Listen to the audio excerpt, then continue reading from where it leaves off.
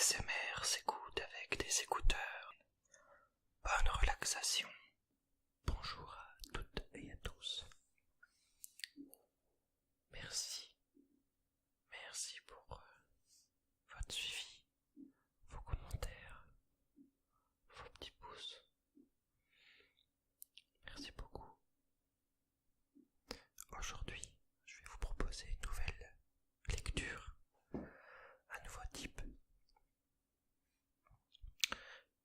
que j'aime bien en fait. J'adore les contes, j'adore essayer, je dis bien essayer, de faire de différentes voix, notamment quand je lis des histoires à mon petit gars par exemple. Donc là je vais vous présenter les plus beaux contes de Grimm. Il y en a 4 dans ce livre, avec des belles illustrations. Et aujourd'hui je vais vous lire le premier. Alors, lequel c'est?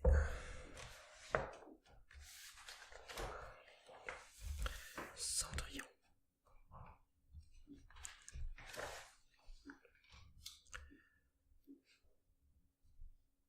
Il était une fois un gentilhomme fort aimable et très travailleur qui vivait dans une grande et belle maison, entouré de son épouse, la femme la plus charmante qui soit, et de sa fille, une adorable fillette, jolie comme un cœur.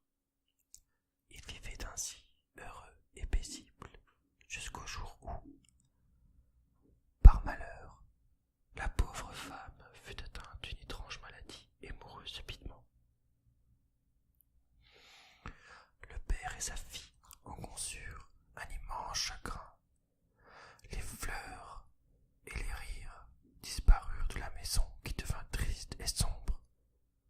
Le brave homme eut le cœur brisé d'avoir perdu sa femme chérie et de voir désormais sa fille désemparée, pleurant nuit et jour. De longs mois s'écoulèrent, pendant lesquels l'absence cruelle plongea ces deux êtres abandonnés dans un désespoir toujours plus profond. Le gentilhomme avait trouvé refuge dans le labeur. Des premières lueurs de l'aube jusqu'aux dernières rougeurs du crépuscule, il s'enfermait dans ses registres et couvrait d'encre nombre de parchemins, d'une plume nerveuse que l'on entendait glisser dans les sombres couloirs de la demeure endeuillée.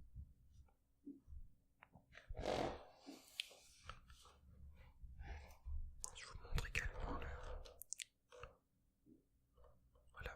l'illustration à chaque page.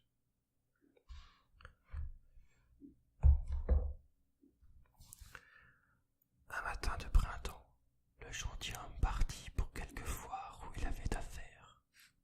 Il en revint tout revigoré. Il avait en effet rencontré une femme d'une certaine beauté qui semblait s'intéresser à lui. Cette veuve de noble famille était la mère de 2 jeunes filles qu'elle élevait désormais seule. Croyant ainsi pouvoir redonner vie à sa grande demeure et retrouver un peu du bonheur qu'il avait jadis connu, il demanda bientôt la main de la belle intrigante et s'empressa d'accéder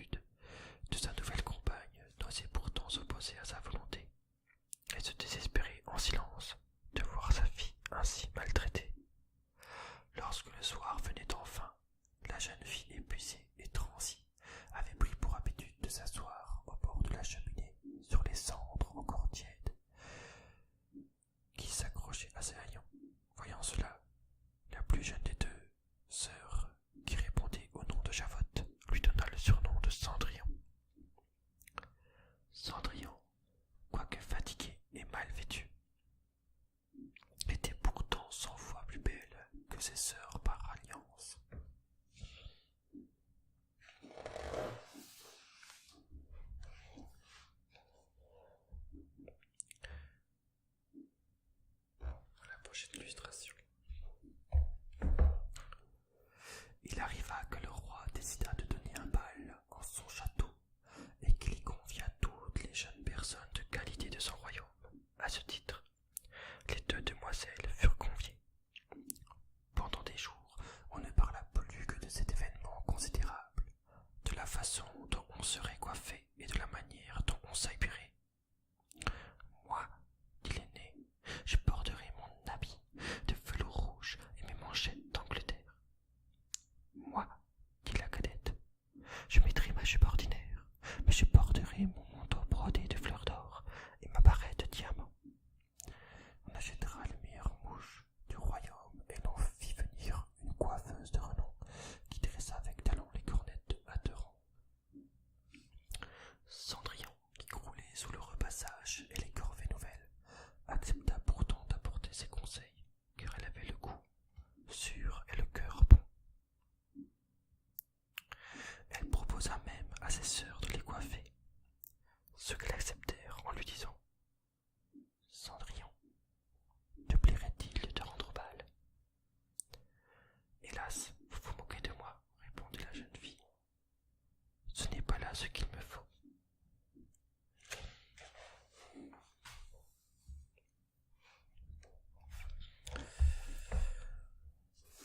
Tu as raison, on s'amuserait bien de voir Cendrillon se rendre au bal dans une telle tenue. Et elles s'éclatèrent d'un rire bruyant, défaisant en partie les coiffures que leurs sœurs s'appliquaient à créer depuis des heures. D'autres que Cendrillon les aurait coiffées de travers, mais elle n'en fit rien. Pendant plusieurs jours, les 2 jeunes filles, au comble de l'excitation, en oublièrent de manger et passèrent de longs moments devant leur miroir à parfaire quelques détails de leur apparence. On casa plus de 12 lacets pour les serrer dans leur corset et leur rendre la taille plus menue. Enfin, l'heure du départ arriva, et Cendrillon les suivit du regard aussi longtemps qu'elle le put. Dès que l'attelage se fut évanoui derrière la haie d'arbres, elle fondit en larmes. Sa marraine, qui se trouvait être une bonne fée, apparut et lui demanda ce qui la tourmentait. « J'aimerais bien, je souhaiterais, j'aurais voulu. » Octa Cendrillon dans les pleurs, lui tenait les mots coincés dans la gorge. « Tu aimerais te rendre au bal, est-ce bien cela qui cause ton chagrin ?»« Hélas, oui, ma chère marraine, soupira la jeune fille dans un sanglot. Tu me promets d'être toujours bonne et généreuse, n'est-ce pas? Alors je t'y ferai aller, ma chérie, promit la bonne fée.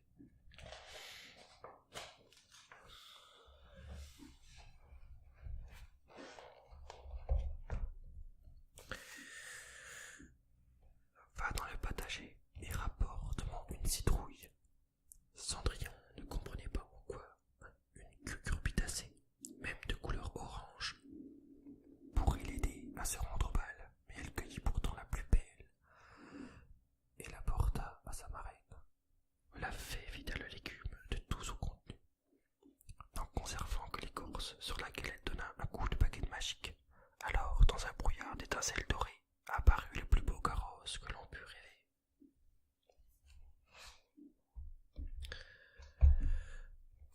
Elles se rendirent ensuite à la souricière, dans laquelle 6 petites souris grises tournaient en rond, à la recherche d'une sortie.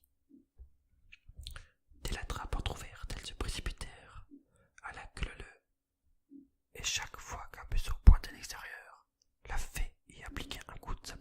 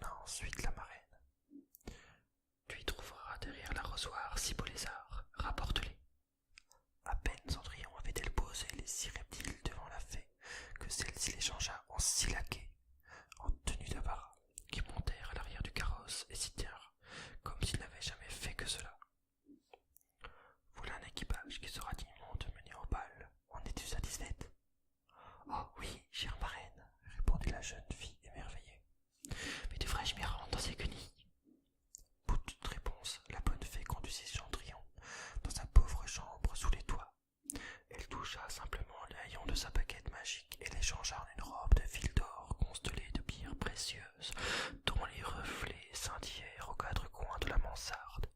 Elle mit à ses pieds une paire de pantoufles de verre, et enfin fit monter sa filleule dans le carrosse.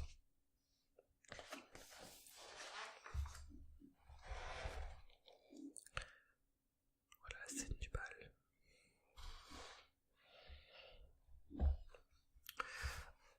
Avant de laisser partir le magnifique équipage, la bonne fée fit ses dernières recommandations. Surtout, n'oublie pas de rentrer avant minuit. Passé cette heure, ton carrosse redeviendra citrouille. Les chevaux feront des souris, les laquais seront muets en lézards, le cocher sera un gros rat, et ta robe de bal se changera en guenille. N'ayez aucune crainte, marraine, je serai de retour avant minuit, je vous le promets. Son arrivée au château fit tant de bruit que le fils du roi lui-même vint accueillir la belle inconnue et la conduisit à son bras jusqu'à la salle du bal. À sa vue, un long silence se fit. La musique se tut, et sur son passage, tous les regards de la cour se posèrent sur la mystérieuse princesse dont l'exceptionnelle beauté forçait l'admiration de tous. Le roi lui-même ne put s'empêcher d'exprimer son étonnement à l'oreille de son épouse, qui dut convenir que jamais semblable beauté ne s'était vue en ces lieux.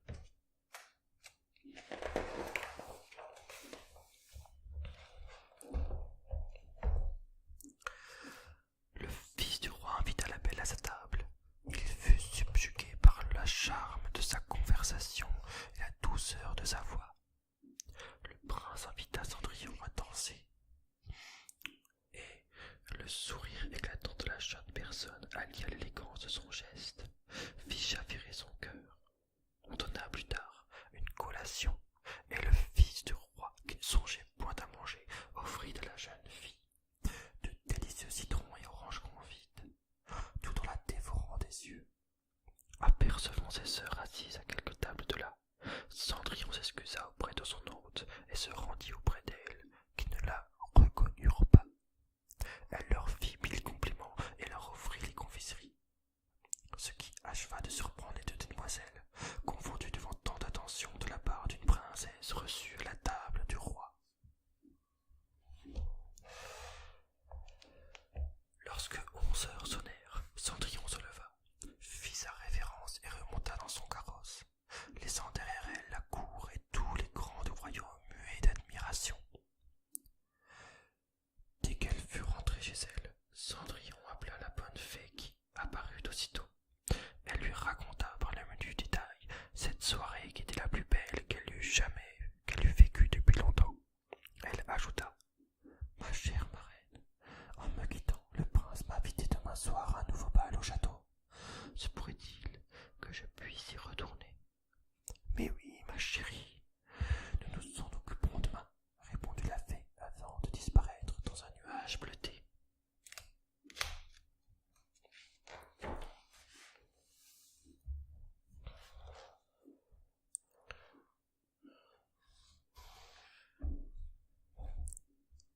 À cet instant précis, on heurta la porte. Cendrillon courut, ouvrit à ses sœurs, prenant l'air endormi, s'étirant comme si elle sortait de son lit. Vous rentrez si tard. La soirée dut vous sembler bien réussie, lança-t-elle en bâillant. Oh, c'était merveilleux, répondirent-elles en chœur. Tu serais bien amusé aussi de voir la plus belle princesse qui ait jamais été. Elle nous a même offert des oranges et des citrons. Et comment se nomme cette merveilleuse personne? Tout le monde l'ignore, et le prince donnerait tout pour l'apprendre.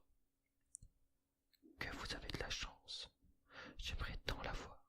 Ne pourriez-vous me prêter une de vos robes de tous les jours? Mais vous n'y songez pas, répondit l'aîné. Criez-vous faire dans le grand monde avec vos manières de souillon? Et l'on se coucha sur ces méchantes paroles qui amusèrent fort Cendrillon.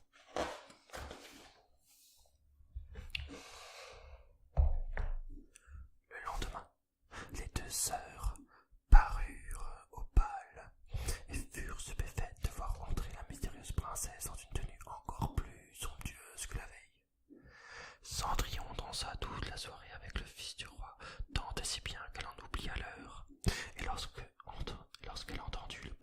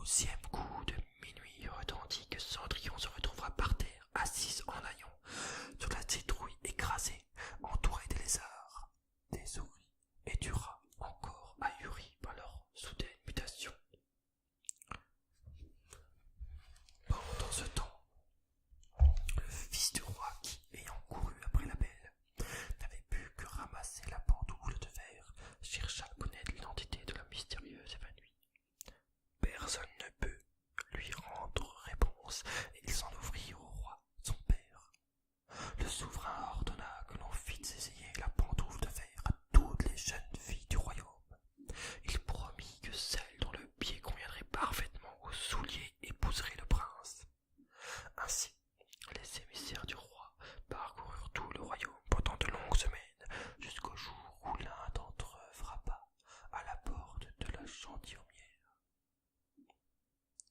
Cendrillon s'en vint d'ouvrir et n'eut pas même le temps de saluer l'envoyé du roi, que sa belle-mère l'avait déjà entraîné dans un salon où attendait cette fille avec la dernière impatience. Chacune s'efforça de chausser le soulier magique, mais aucune des deux n'y parvint malgré de douloureux efforts.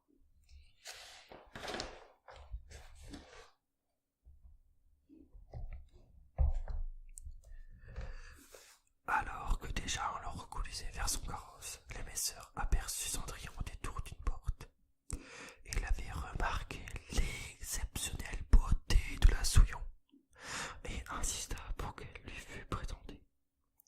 Malgré les protestations de sa belle-mère, la jeune fille tendit le plus joli billet qui soit et chaussa la pantoufle de verre sans la moindre difficulté. Puis, à la stupéfaction de l'envoyé du roi, elle sortit de sa poche la seconde pantoufle de verre qu'elle mit à son autre pied. À cet instant apparut la bonne fée qui d'un coup de baguette magique la revêt de la façon la plus somptueuse qui se fût jamais vue. L'ayant reconnue, ses deux sœurs se jetèrent à ses pieds et la supplièrent de pardonner les mauvais traitements qu'elle lui avait infligés.